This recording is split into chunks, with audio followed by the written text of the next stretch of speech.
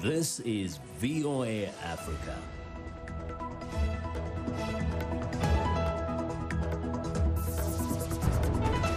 Hello, I'm Esther Githui-Ewart. It's Thursday, November 19th. This is Africa 54. Due to the global outbreak of COVID-19, Voice of America is taking every necessary precaution to safeguard its employees. So our broadcast will look a little different today and in the near future as we, out of an abundance of caution, reduce our staffing at VOA headquarters here in Washington. We're working to help keep you informed about what's going on, and we appreciate you staying with us on Africa 54. The Ethiopian federal government is predicting that it will soon defeat the Tigray People's Liberation Front in the country's northern region, while the TPLF maintains that it has secured military victories in a two-week conflict that is threatening to further destabilize the Horn of Africa.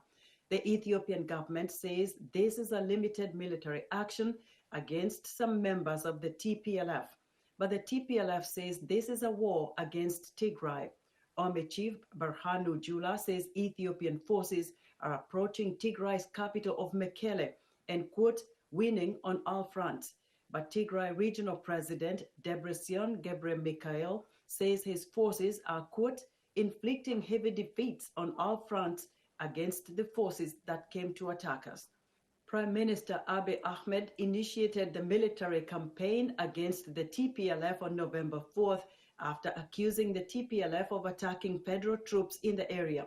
The conflict in Ethiopia between the federal government and the Tigray People's Liberation Front has forced more than 30,000 people to flee to Sudan, according to the United Nations Refugee Agency.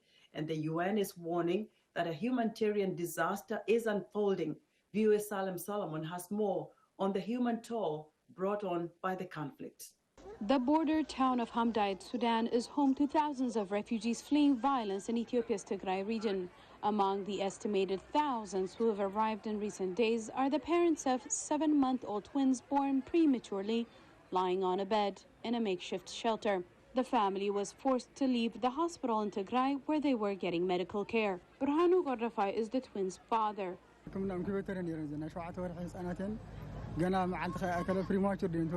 They were in incubators, but when the city was bombed, we ran away and came here.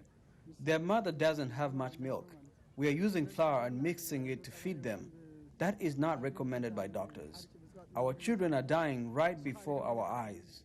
The conflict in Ethiopia between the federal government and the regional ruling party, the Tigray People's Liberation Front, has forced more than 30,000 people to flee Sudan, according to the UN Refugee Agency. Avru Gonzos is an Ethiopian refugee in Al-Fashka, Sudan.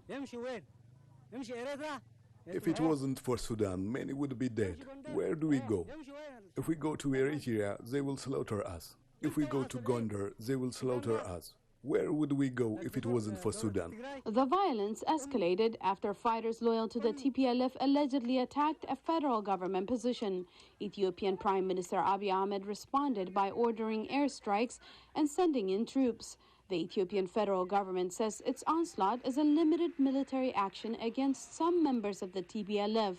The TPLF says this is a war against Tigray. But there are reports of attacks directed at civilians. In Mekelle, Ethiopia, Amnesty International said it documented a mass killing of hundreds of civilians by attackers whose identities are not confirmed. Sam Deverley of Amnesty International says those killed are not involved in military operations. They were all indeed men of working age, and we were told by eyewitnesses that these were day laborers who were not involved in the ongoing military offensive. But most of the bodies were covered. There were too many to count, to be honest with you. But definitely we saw scores of bodies in the videos, and we've been told there were hundreds of people who were killed in this attack. The Ethiopian government has blamed the attack on the TPLF, which has denied involvement. The United Nations called for an investigation. Deverley, the head of Amnesty's evidence lab that examined video and photo evidence of the attacks, told VOA the rights group is painstaking in its investigation. We spent a lot of time going through these images, trying to establish exactly where and when they were taken. And then we also sent some of the images to an independent pathologist who confirmed the nature of the wounds. He said there is little reliable information filtering outside the country due to a government-imposed internet shutdown in the Tigray region. Human rights investigators, human rights monitors, is making the job of humanitarian workers all that much harder to really ensure that civilians are protected. If the Ethiopian authorities want to be taken, want to be seen to be doing their job of ensuring accountability on all sides, then that internet shutdown needs to be lifted. Meanwhile, the number of those seeking refuge in Sudan is growing rapidly. While sheltering in get-out-of-state Sudan, a woman from the Qamant ethnic group who fled said she and other women fled with nothing but children clinging to their backs. The children don't have anything to drink and eat. All of us are suffering. We don't have clothes. We have borrowed from our neighbors to wear the clothes we have. We asked the Tigray regional government and governments around the world to raise their heads and look at us. Fabric Tesfai, a Tigrayan refugee who's one of the thousands fleeing conflict and sheltering in Hamdayat, said the attacks target specific groups. War is meaningless. Even if the central government is cooperate with Eritrean government and with Amhara region, together they fight or kill specifically to Tigray people. The Ethiopian Prime Minister vows the final and crucial military operation will soon begin. Salim Solomon, VOA News, Washington. Ghana's capital, Accra, is plagued by frequent floods despite many promises from politicians to fix it. Some Ghanaians say the issue is a key factor on how they will vote in December's general election. Stacey Knott reports from Accra. When it rains in Accra, some residents in communities like Arabraka fear for their lives and livelihoods due to flooding. The problem is blamed on the city's poor layout, small and clogged drains, and residents building on or near water channels, leaving the water with no place to go. This mother says she has little choice but to stay put and try to fix the damage every time it occurs. It really rains and it's heavy when it does. It disturbs us because it comes in the rooms and the house. Hence, we clean after the rains stop. The residents say politicians promise fixes and assistance, but the problem continues with flooding occurring multiple times a year. Some say their vote this December will depend on action or inaction. Others have lost faith anything will be done. I don't see a reason why I should vote for, to elect someone to come to power and still the same. The system, the situation, still the same, no. Every time it rains, Accra's waste, including a lot of plastic, is carried through the open drains and then back onto beaches. Non-profit group Plastic Punch is pressing for the flooding problem to be a key political focus and for politicians to turn promises into real action. We cannot solve the issues of flooding in Accra with lip service. Lives are lost every time it rains. Property are lost. We find some of the property on the beach. We find TV and a lot of e-waste on the beach. The spokesperson for the National Disaster Management Organisation says the government has worked to overcome Accra's flooding. He says there is ongoing work towards new legislation for his agency to oversee where buildings are constructed, and a new World Bank project aims to improve flood risk and waste management in Accra. I'm very positive that things are going to improve, but to get to that stage, a lot of investment must be made. A lot of investment must be made, especially in Accra. For now, those affected by the flooding have braced themselves for the next round and hope leaders will have the willpower to bring a lasting solution. Stacey Knott for VOA News, Accra. Footage obtained by Reuters shows Ugandan opposition presidential candidate Bobi Wine surrounded by police and being led into a vehicle after he had been campaigning in the country's east. David Doyle has this report. Ugandan opposition presidential candidate Bobi Wine was detained by police on Wednesday for the second time in a month. That's according to 2 tweets from his account, which reported that police had violently broken into the pop star politician's vehicle and taken him into custody. Wine, real name Robert Chagulanyi, is standing against President Yoweri Museveni in a January presidential election and has a large following, especially among young Ugandans. That appears to have rattled the ruling party, the National Resistance Movement, and according to witnesses, security forces regularly fire tear gas at Wine's rallies and beat his supporters. Police did not immediately respond to a request for comment, but had earlier warned that presidential candidates would be arrested if they flouted lockdown guidelines limiting attendance at rallies to 200 people. Police also smashed into Wine's vehicle and briefly detained him earlier this month after he handed in his nomination papers for the election. This is what the police is doing. Local media reported on Wednesday that demonstrators had erected barricades and lit fires on some roads in the capital Kampala and at least one other town to protest the arrest. David Doyle of Reuters with that report. As we've mentioned, campaigning is underway in Uganda for January's elections, but candidates are struggling to follow COVID-19 guidelines. Halima Thumani reports from Kampala. As campaigns ramp up ahead of Uganda's January 14th general elections, it's often hard to tell there is a pandemic underway. Many at rallies are ignoring calls to social distance and wear face coverings.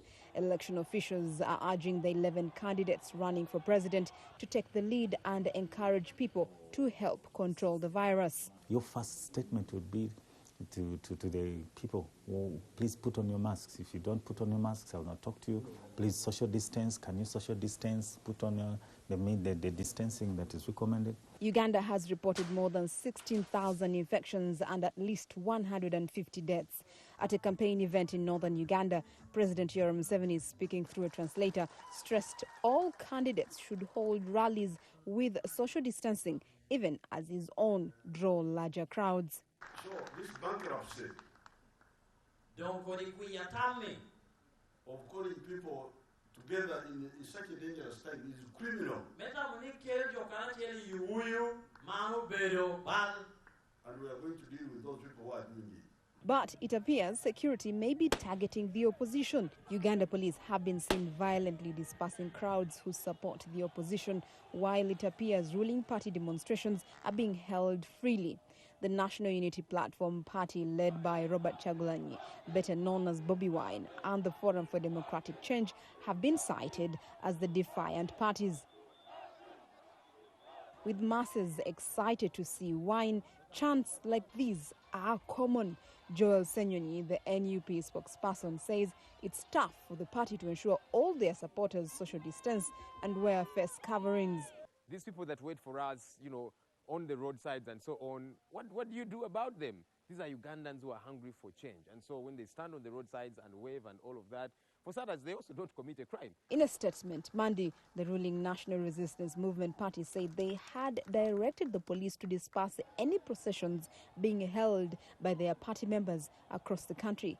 Candidates are allowed to campaign until January 12th, 2 days before the election. Halima Thumani for VA News, Kampala. With schools shut amid the coronavirus pandemic, experts are warning that more teenagers could become pregnant. For one teen, that's already true. Lauren Anthony reports. At a health centre in Nairobi, nurses check teenager Jacqueline Bosi-Bori's blood pressure. The 17-year-old is pregnant, something she says wouldn't have happened if she had been at school. But with educational establishments across Kenya closed and her mother out selling vegetables at the roadside, some of us were idle. Bosi-Bori would go to her boyfriend's house. Experts working in reproductive health have warned that global lockdowns could lead to rising rates of adolescent pregnancy. And in Kenya, there's evidence to back them up. In the far northern town of Lodwar, the International Rescue Committee reported teen pregnancy tripling between June and August, compared with the same period the year before. Nurses say the number of expectant girls passing through the doors of Bosi-Bori's clinic is on the rise. She was there in July, But fast forward 4 months and on the day before giving birth, Bosi Bori is scared. I feel anxious.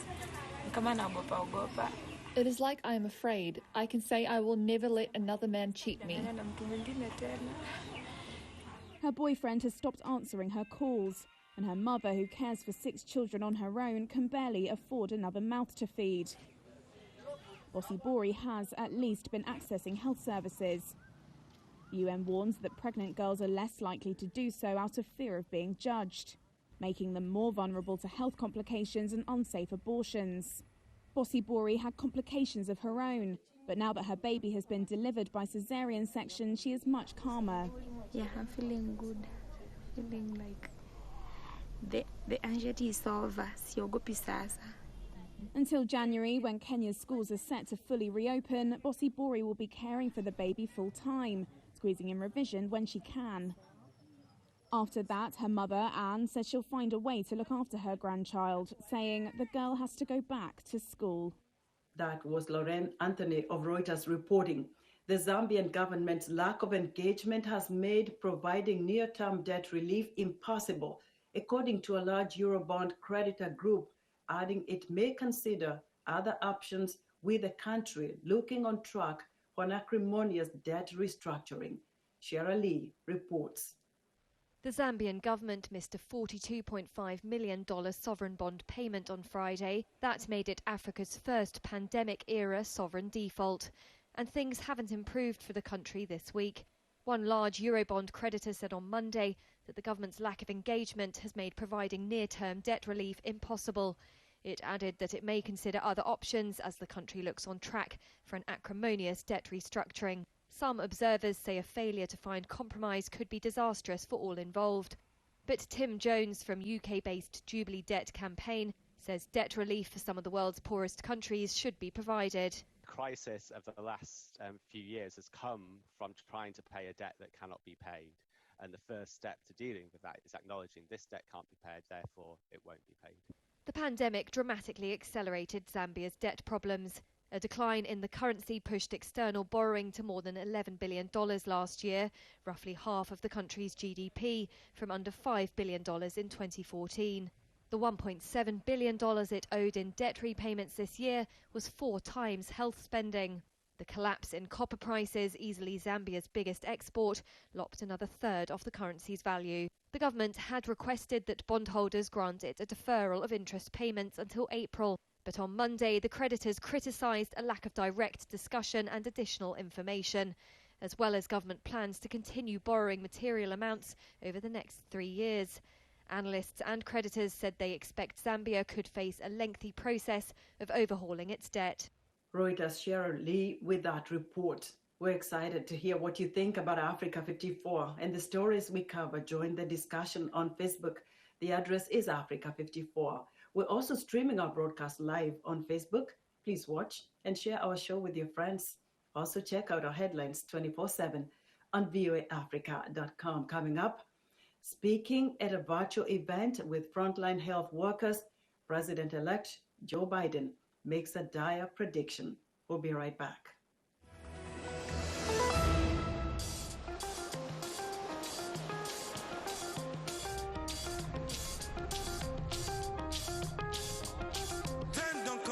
People, now you ready to ride?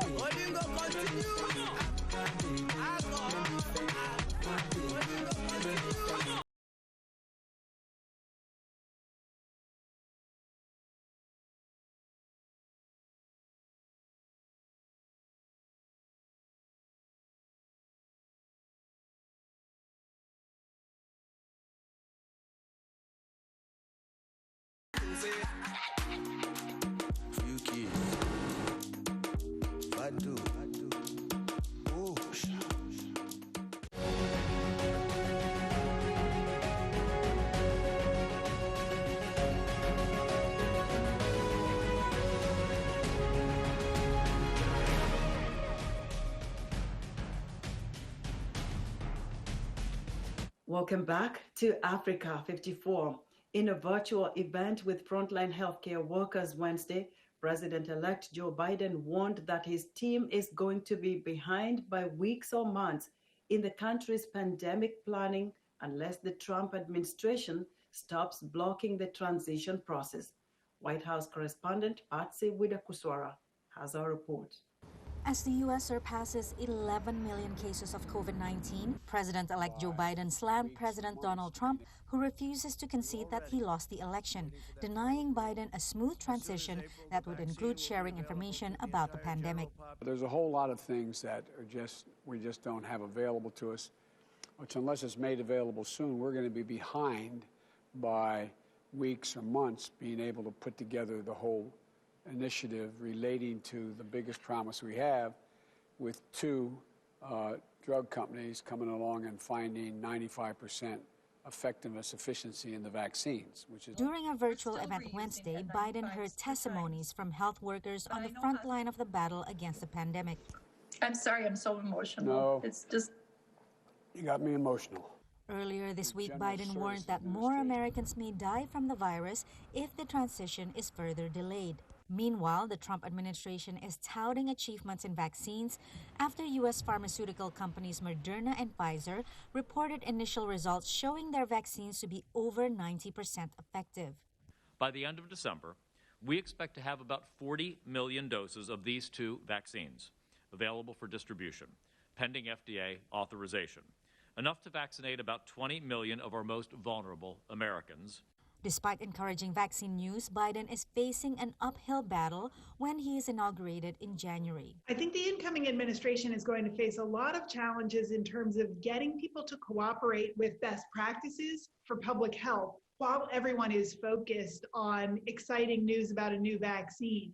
In the best case scenario, it's going to be months and months before a vaccine is manufactured and distributed and administered to a critical mass of the population. The Trump campaign continues to mount legal challenges in several states, including the latest demand of a partial recount in the state of Wisconsin, which Biden won. Patsy Widakuswara, VOA News. Coronavirus cases in the U.S. now exceeds 11.2 million, according to Johns Hopkins University, with 1 million of those cases recorded just in the last 1 week. As VOA's Mariama Diallo reports, states and cities are implementing more restrictions to fight a rising wave of new cases. States and cities across America are ordering and imploring residents to stay home just ahead of the National Thanksgiving Day holiday next week. Chicago's mayor has asked residents to restrict gathering to 10 people or fewer. The new measure began on Monday and will last for at least a month. Chicago resident and retired Dr. Forrest Jones supports the move. I don't think we have any choice, unfortunately. As long as the numbers of new infections and deaths are going up and the stress on our capacity to care for people who get sick from COVID, this is an emergency and we have to take emergency measures. New restrictions in the city of Philadelphia will start on Friday and extend through the end of the year. We will prohibit indoor gatherings or events of any size in any location, public or private. It means no indoor parties, group meals, football watching groups, no visiting between households, no indoor weddings, funerals, baby showers. Washington Governor Jay Inslee warned his state is facing its most dangerous virus threat yet. Now we're facing a third wave that is trending to be more dangerous than any we have seen before. Average daily cases in our state have doubled just in the last 2 weeks. It cannot go on like this. Starting Tuesday, gyms and some entertainment centers in Washington state will be required to halt indoor services. And restaurants and bars will again be limited to outdoor dining and takeout services starting on Wednesday. Also Wednesday, Michigan will begin new restrictions for at least 3 weeks, including no in-person classes for high schools and colleges, no organized sports, and no indoor dining. We are in the worst moment of this pandemic to date. The situation has never been more dire.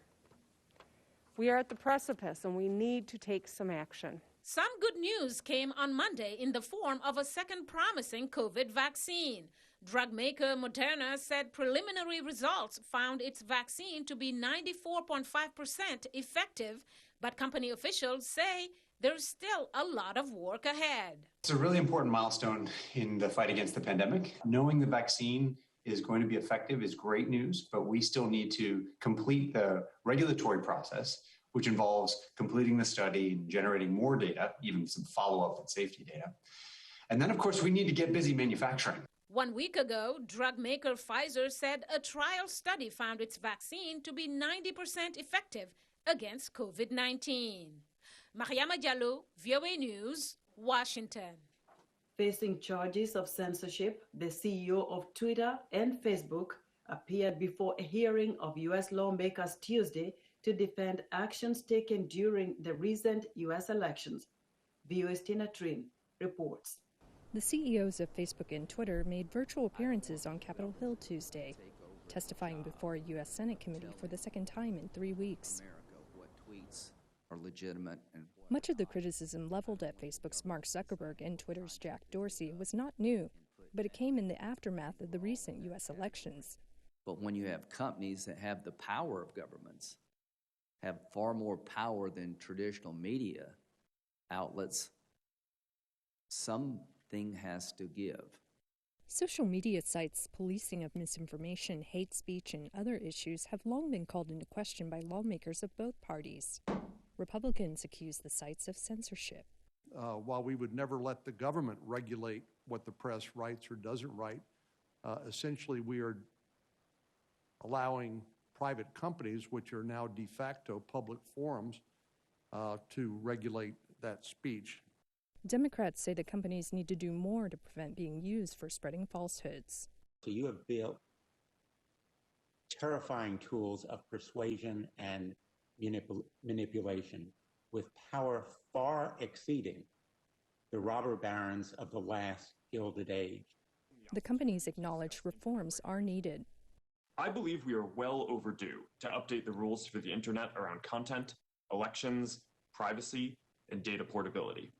Twitter's Dorsey pointed to the impact algorithms have in determining what users see. That is why we believe that we should have more choice in how these algorithms are applied to our content, whether we use them at all, so we can turn them on or off, and have clarity around the outcomes that they are projecting. Experts say the company's appearance of being open to change is new. The companies are clearly signaling that they are trying to find a way to compromise with members of Congress in coming up with a new regulatory framework. Most likely, say experts, any new law will call on the tech companies to be more transparent in how they make decisions about content to label or block. And as long as social media has the power to influence and sway opinions, there will also be scrutiny. Tina Trin, VOA News, New York. And that's our show for today. Be sure to watch Africa 54 on our website at voaafrica.com. From all of us here in Washington, thank you for watching.